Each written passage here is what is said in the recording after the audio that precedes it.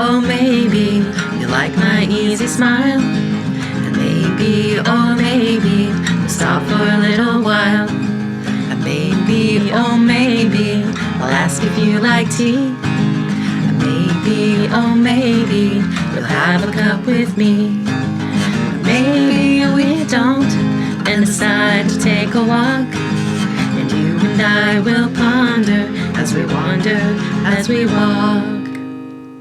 Ponder While We Wander is so grateful for our first community sponsorship. A big shout out to Pine Tree Market, run by Michael and Katie Henderson, and their lodging support for us during our stay in Yosemite National Park. We're so grateful not only for their support, but their excitement in helping us share all things ecopsychology to a wider audience. If you ever find yourself in Wawona, California, make sure to swing by Pine Tree Market, your corner market, while you're in Wawona, and say hi for us. Sam the cat would love some pets as well. He's always at the ready to greet his human friends. And you and I will ponder as we wander, as we walk. Welcome to Ponder While We Wander. We're two friends who happen to be therapists go on a walk as we discuss relationships, nature, and meet life in the moment. Each episode is grounded in some aspect of ecopsychology, but can take us anywhere as we ponder while we wander. And you're invited to come along. Hi, Amber. Hey, Natasha. Go ahead. The crinkly nuts here. Take a little snack there. Because we are sitting here in a really gorgeous place. Mm-hmm. And I'm so grateful to be here with you right now. Oh my God, look at that guy. Oh, I wonder if that's the same one that came. No, he looks different. That is a crow. The visitor this morning. Or it's a raven. He heard the crinkling. Matter of opinion. Is it a raven or a crow? I know, that's the debate, right? We are here in an area of Wawona, California, inside Yosemite National Park. And we're at a place called Soldier's Flat, and I really don't like the name of that for this most gorgeous location on a sunny day with all this snow around us and the river running. And this crow that is telling us we're on something here. Yeah. And we also acknowledge that we don't know a whole lot about the ancestors of this place, the Yosemite Indians and the Southern Sierra Miwok, but we do know that they are not yet federally acknowledged, and we want to acknowledge them because they are the ancestral caregivers of this land. And we're going to be talking about relationship land. And we want to touch on ecopsychology. Can I give you the definition that I'm going to go off of for now? Yeah. Let's do it. Yeah. It's not one that everybody agrees on. It's still kind of coming up, but ecopsychology is the combination between ecology and psychology. It's the psychological impact of the ecology, and it's about the reciprocal relationship between humans and other than human environment. And maybe we'll talk about this a little bit later, but it's the type of ecology that is a deeper psychology, not just nature as it relates to humans, and that humans are separate than the world, but really holistic and systemic and all the things we've been saying before in the past. We've said it over and over again. Not just asking questions about how do we save energy or reduce, reuse, recycle, but really asking the deeper questions for ourselves and our place in the world and the world around us and for generations to come. And as we were talking about this subject and bringing it up, I was wondering if you could share a little bit of your story of how you have noticed or noticed in others a deepening relationship with the world around you, because it really is a paradigm shift. We've talked about that before. Mm-hmm. You have a story to tell. Can you talk about that a little bit? Yeah. I think I have a few different ones that were coming to mind, but one the one I'll go with in this moment is, I was thinking about, a few years back, my husband and I bought my childhood home that I grew up in. Mm-hmm. Maybe a smallish town. And, for me personally, I was always kind of waiting to leave this place. I was like 11 years old, riding my bike around our concrete slab, being like, okay, how am I gonna get out of here? What am I gonna do? So for as long as I can, for a very long time as I can remember, I've always had this, like, I'm leaving this place. And a lot of my own personal experiences that have been very difficult or trauma related or around grief and loss, like the majority of those experiences and memories have happened in that house, on that property, on that land. And my family has been there for probably close to 100 years. So there's a lot of history there. So, when this opportunity and idea came to buy that house and to move back there, like if you were to look at, and even myself, like to look at this logically and more linearly, it'd be like, why would you ever do that? When you talk to any of my friends that know me well, and I'm sure a few of them even asked me, like, are you sure you want to do that? Like, there's so much out there that would be like, that's not a good idea, I did have some of my own worry or hesitation about it too, but there was this other thing that, like, it almost felt like a call back to that area, which I know might sound like woo-woo to some, and others will be like, I totally know what you're talking about. But there was something there about, like, there's some healing and some reconnecting that, like, needed to happen, or to happen for myself. And I've been doing a lot of my own, like, generational trauma healing work in my own family lineage, and which includes both colonized and colonizer, like both sides of my family. And I have indigenous heritage, and I have very white European heritage. So there is this, I don't know, there's something in the midst of that, but it's like this call back to this place that's like, I need to be there. Like, the land has there's some relational field that's happening there that I haven't quite, I think I'm getting closer to working parts of it out, but it's been like several years of being there. And I'm beginning to kind of see some of my relationship with that place changing. Like, there are, in my opinion, like influences and memories and imprints of memories that, just as we hold those in our own trauma stories and histories that we can track back through story, the land has the same thing, but it can't say it in a written or oral story per se. It's like a felt sense of something. I think I told you a story one time, like, I live on a place that you can walk on the road, but I've always had a little bit of an aversion to going on this road on a walk.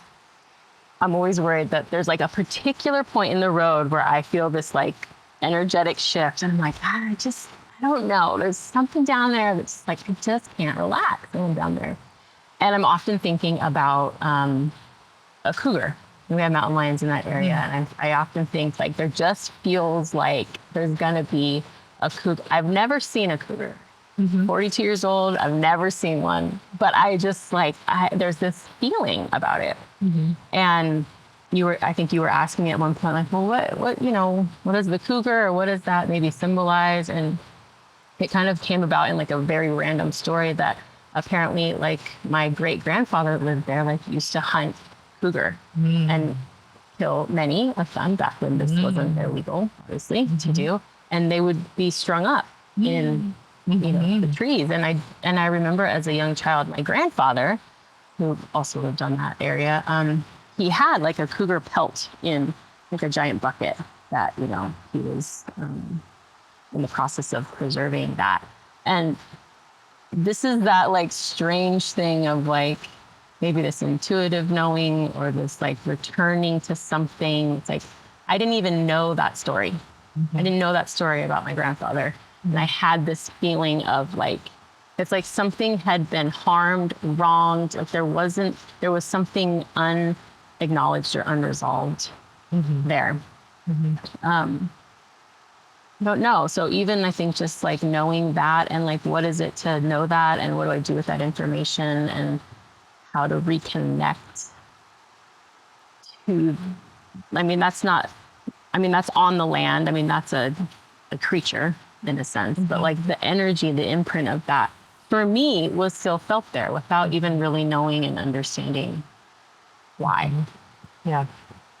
So Thank you for sharing that story. I think it highlights a lot of pieces of why we would want to name something like eco-psychology and why we would want to study it, why we would want, I think when we say study, to me, that also means legitimize, right? That you use the word woo-woo.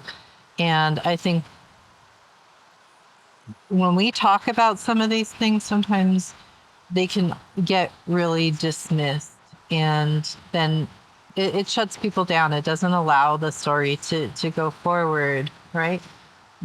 And what you're saying is that there is history there that we do know is backed up in the way that the land changes. I mean, you take a predator like a cougar out of the ecosystem and it changes what happens to the ecosystem, right? You take that knowing or how to track or know that there are predators nearby away from humans and it changes a human, it changes our relationship to the environment. So just on that kind of level, it is a real knowing. It's not fake. It's not something that's woo woo or out there, right? There are ways that we've been disconnected from our natural environment, and I've heard so many stories from people who have connections and have maybe never shared their story before because there is a lot of hurt sometimes that goes along with it, of whether it's human hurt or historical hurt or recognizing our own history. right. I think about this in terms of when I first heard the word ecopsychology, and it was back in 1995 when the book Ecopsychology, Restoring the Earth and Healing the Mind came out, and it was edited by Rozak, Gomez, and Canner. And I remember reading this book at a time in my life when I was going to college and I did not know what to major in. And I liked a lot of things. I was interested in a lot of things. And I also wanted to explore the world and do a lot of things. And so I remember reading it at a time when I was trying to put those things together. I was learning to scuba dive at the time, or had been scuba diving for a few years at that time. And I had been around camping and finding beautiful places in the world. I also started taking pictures and photography at the time. And where was I going to narrow this down? Like they wanted me to pick a major. What was a woman to do? I like taking all the classes. But I didn't want to settle on one thing.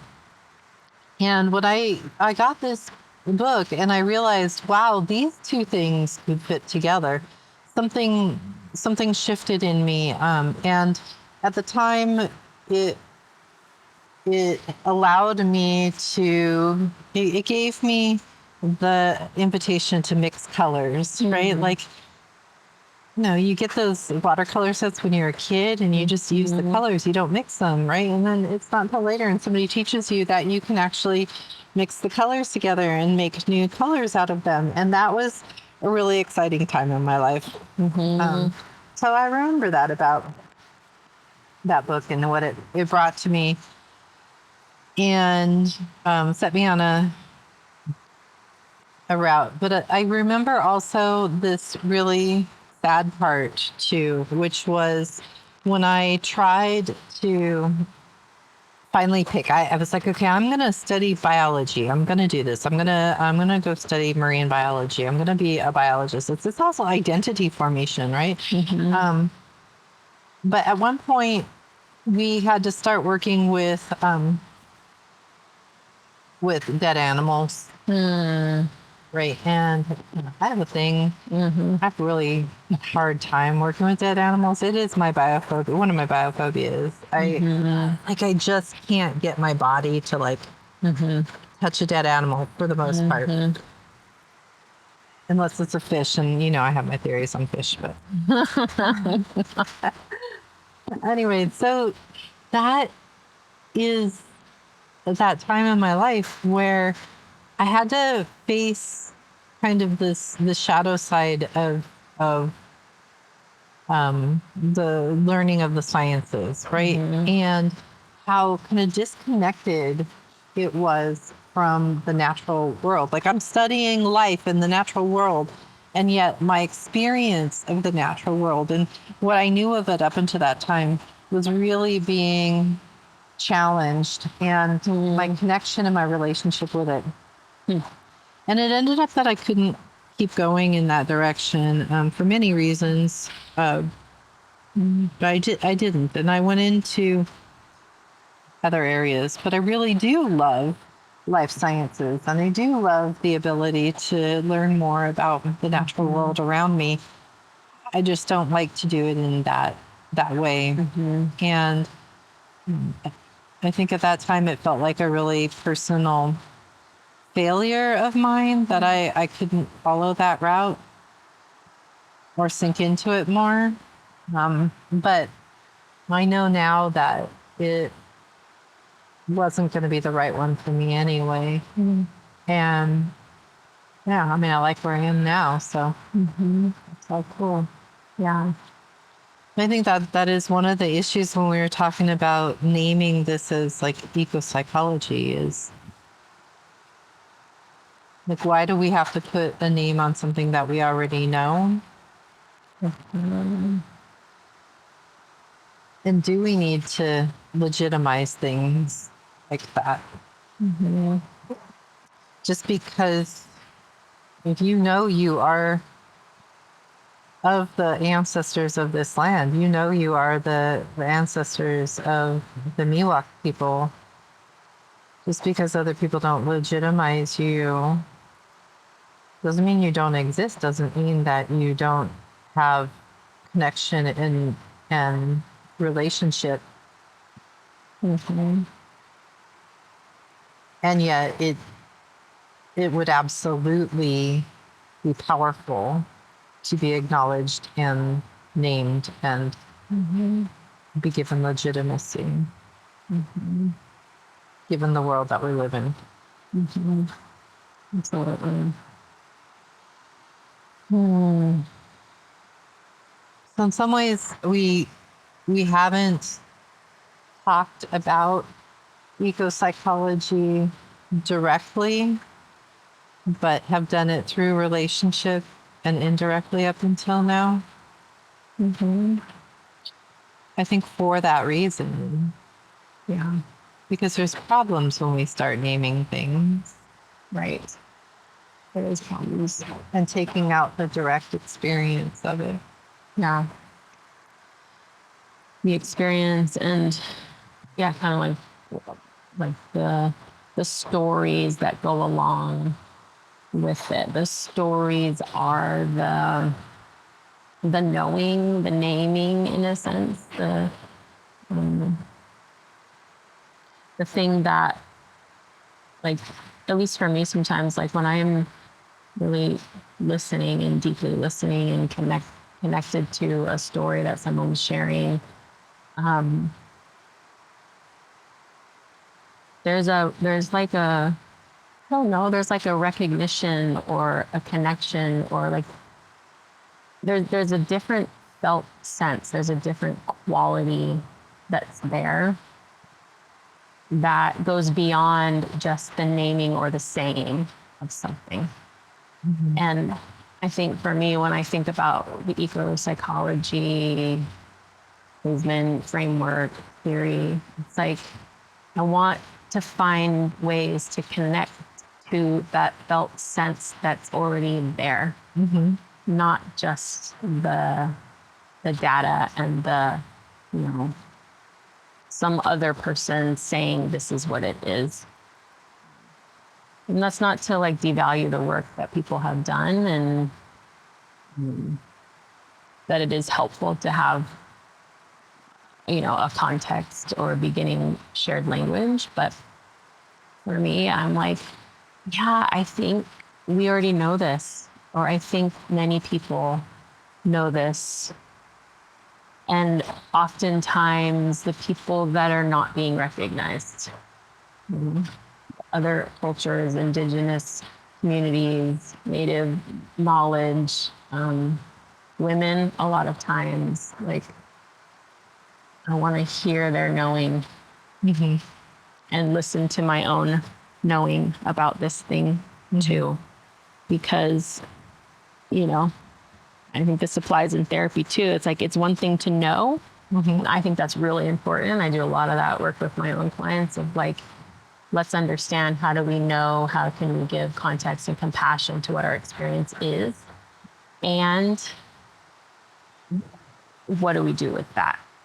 Because the knowing of something isn't always enough to shift what's happening or our experience of it. And that part, I think, is almost harder in some sense, because it actually asks of us to do something differently, whether it's challenge an idea or ideology or perspective that we've held for a long time, whether it's, you know, standing up and using our voice loudly in different ways, knowing that people might actively disagree or dismiss, or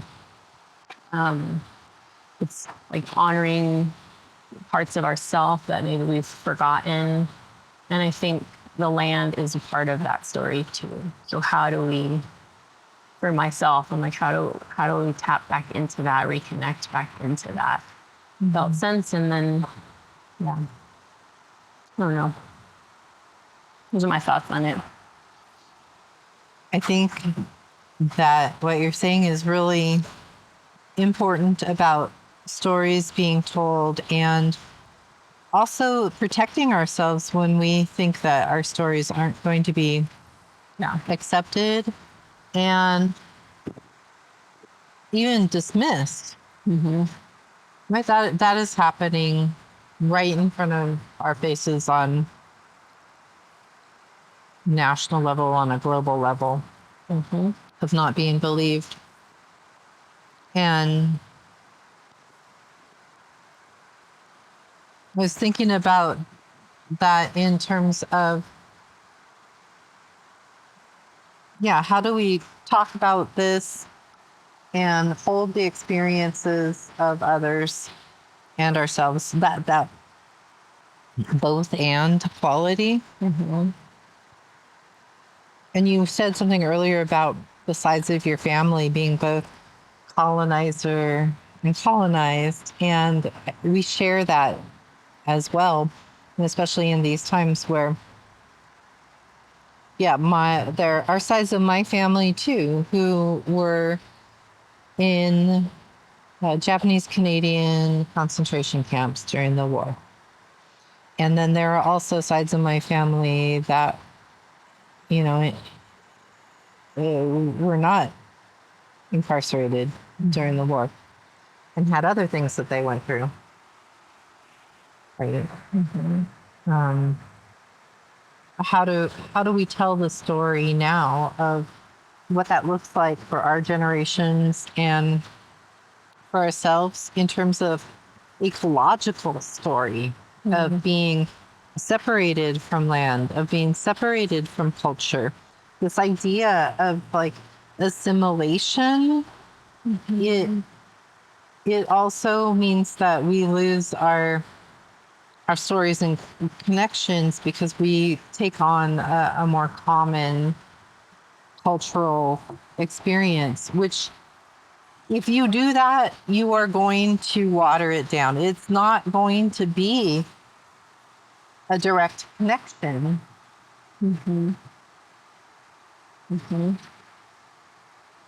And so much of what we know about the effects of the world around us and humans is that whether or not you have that direct experience, it's still impacting you. You and I talked earlier about what's coming up with the use of AI and the resources it takes in order to process the data and be able to do what we need to do. And how easy it is to pick up a phone or go on the computer and use these tools very, very easily. It makes our lives so much easier sometimes. And yet we're disconnected from the resources and the impact of what's going on around us. And a lot of these modern conveniences, turning on the tap to get water, we take it for granted. Being able to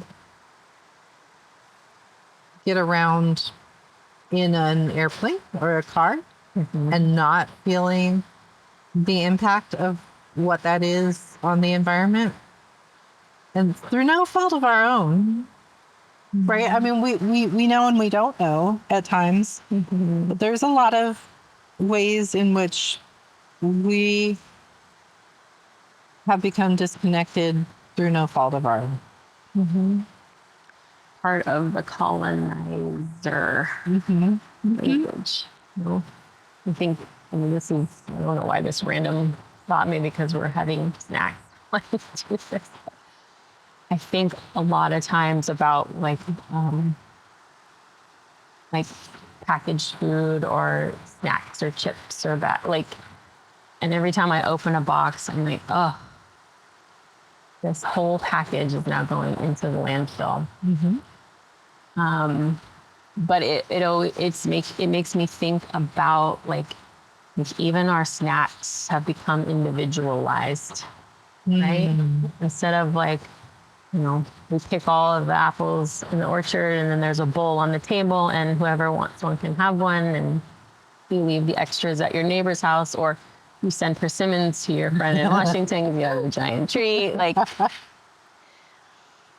I feel like it hits on every single level of our lives. And it's this part of me that like knows and is and also part of the problem. Like, I don't have to buy that individual package, but sometimes it's like these things that are just so commonplace and so unquestioned and so unchallenged and just like, but this is just what it is now. And like, but AI is here and we got to adapt. And like, there's some things that's just like, it becomes very easy to not even hear that voice. It's like, but how else could I get this thing? Or what would it look like if I didn't? What does it mean that like everything is like individually packaged and separate? And like, to me, even just symbolically, that is such a departure from where we began and perhaps where we can return, not just with packaged snacks, obviously, but like ideologically, values-wise, like how do we value connection and community, and what does that actually mean? with people, but also with land. And what happens to our psychology and our psyche when we start to parse these two things out of land and psychology, and are they really that separate or not? And if you aren't looking at these things, there are people and entities that are looking at these things. And I think about the bottled water phenomena, right? Like, this was not, the individual bottle of water didn't exist 100 years ago. At least not like this. Yeah, yes, we would have canteens, but the source of the water, we would go to the source of the water. You would go to the river. You would go to the well. You would go to wherever your water was coming from, and you would fill your bottle, fill your canteen, fill your jugs, do what you need to do, fill your bucket. And there was a connection to that. This phenomena of like bottled water, it is sold to us as like this, safe source and clean and convenient and all this, and we are being influenced by that, right? We become suspicious of water that is coming out of a tap, which maybe we need to be, right? Right? It's like, don't question that one. Right? Like, maybe we need to be. I'm just saying. But also, maybe that's not the answer. Maybe bottling water in tons of plastic is not the answer. Not to say that I don't, have not partaken in that. I mean, I'm part of that too. And I try not to be. And yet it's a thing. At least we can be conscious of it. Like, there can be that part of it. Yeah. So eco-psychology, even if you're not paying attention to it, other people are. And it may be impacting your life in ways that you don't even know it. Yeah. And what's the cost if we don't more collectively think about it? Yeah. No, thank you for talking about this a little bit here with me today. I would end this part and so maybe even kind of where we began for anyone that's listening is like, tell me a story about your own relationship to land, your own memory of something that really pulled to you in the natural world environment. Plant, tree, animal, bird, whatever. Like, tell me your story about your relationship. I love that. Underprint. I may just borrow that one and say same thing. And it's not too woo-woo for us if you've got a really woo-woo one. So yeah, absolutely. Tell your story. Even if you don't tell your story to somebody, tell it to yourself and be able to say it, maybe even for the first time in your life. Yeah, right. It's not woo-woo. It's your knowing. It's your knowing. You know this. You're returning. You got this. We're going to come back in our next episode and talk a little bit about ecotherapy. I'm going to call it something like Find Your Nature Prescription. So we look forward to hearing you then. And until then, wonder wow.